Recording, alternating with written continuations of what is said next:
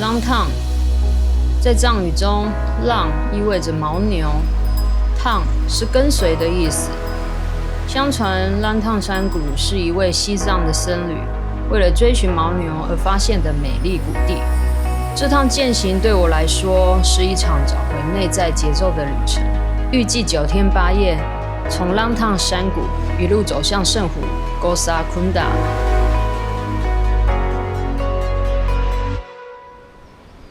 第2天早上是被河流声唤醒 ，Bambu 位在 Lantang Kola 河旁，空气中弥漫着湿气。在尼泊尔爬山很惬意，有山屋，有早餐，还有可爱的猫陪玩，日子过得很简单。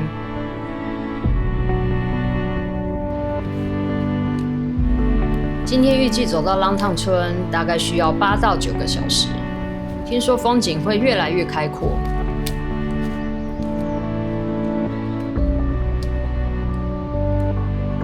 尼泊尔的山除了雪白的山头，走在Lantang会经过吊桥、森林、河谷、石墙包围的村落。这边有一些当地人民会卖一些手工的制品。这些健行路线不是为了观光，而是当地人原本就在走的路。有驴，有马，有搬运着货物的当地居民。我不是在登山，而是在走进别人的生活。虽然我很喜欢爬山，但陡上真的不是我的强项。在我快撑不下去的时候 ，Hello， Namaste， 你好，你好 ，Yes， 还 OK。经过当地人家时，真的很感谢他们的鼓舞。接着又遇到马来西亚登山团，他们说走到Lantang村真的有点远，自己一人不用太赶路，建议我先住在Tang Shao休息1晚。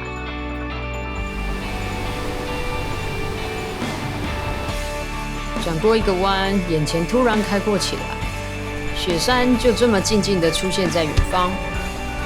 这边可以看到那个雪山耶，那是Lantang Nirun。我站在那里看了很久，那一刻我明白了，不是每一个原本的计划都需要照着走。身体告诉我，今天就停在Tang Shao。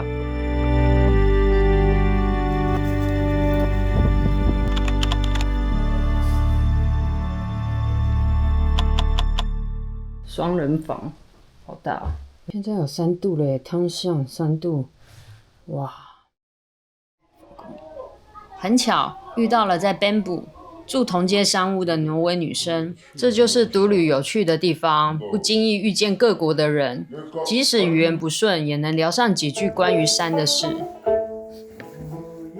今晚山屋的气氛变得很不一样，挪威女生的向导拿出一把藏式木雕乐器，琴上刻着龙头，是祈福与守护的象征。她和山屋的女主人就这样边弹边唱，我们静静聆听，享受当下。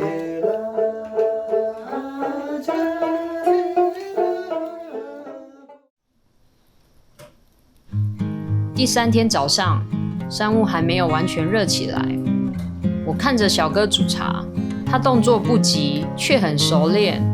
在尼泊尔，几乎所有的餐点都是现点现做，无论是一杯茶还是一份早餐，都得等上一会儿。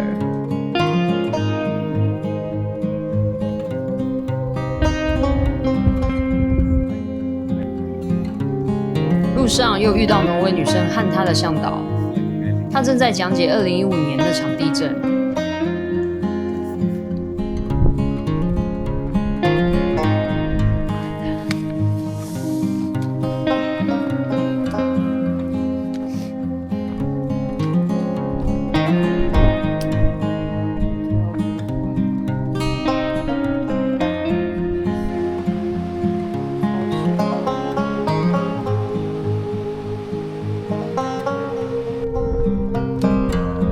接着经过一座纪念碑，上面写着当年发生的经过。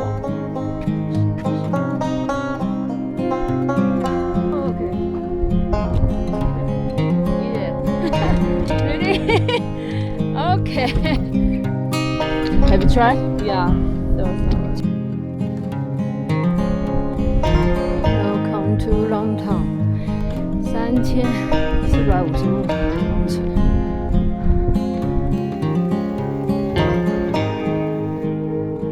我有点累了，就先停下来休息。找了一间烘焙坊，点了杯卡布奇诺和苹果派。在海拔这么高的地方，还能喝到这么香的咖啡，实在幸福。跟咖啡厅的小哥闲聊了几句，他头上的奶油块跟点额头的 T 卡，都是象征好运平安的意思。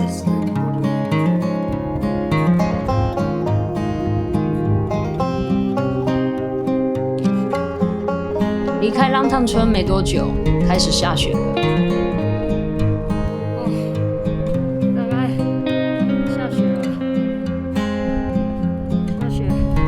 下雪了。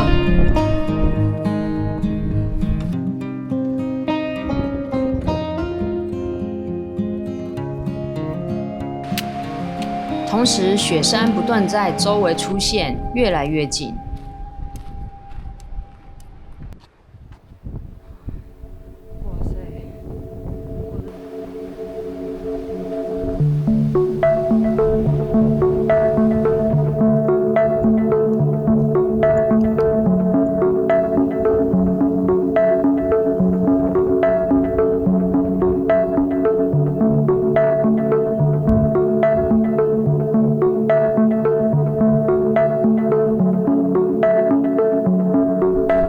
在下午2点多的时候，我抵达了 Kenjin Gampa， 这里是一个海拔接近4000公尺的藏族村落，比我想象中还要热闹，山屋很多，旅人也不少。我找了间粉红色的山屋住，老板给了我一间顶楼景观房，开窗就能远眺雪山。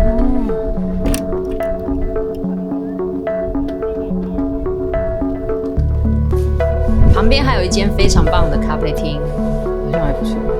有人吗？来吃看看。Get something to eat. OK。派跟肉桂卷好差哦。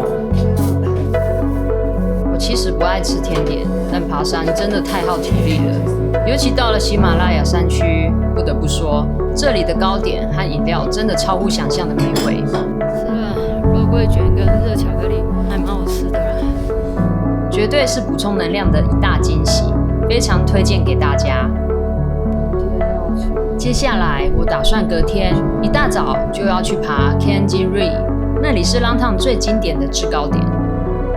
不过这时候的我其实已经有点力不从心了，风很大，夜晚气温接近0度。血氧也掉到大概70几%，多少也感觉得到有点轻微高山症的反应。老实说，明天到底能不能顺利登顶，我心里也没什么把握。下一集，我到底有没有成功登上 Kenjin Ri？ 还有通往圣湖的那条路是怎么开始的？又会有什么意想不到的经历等着我？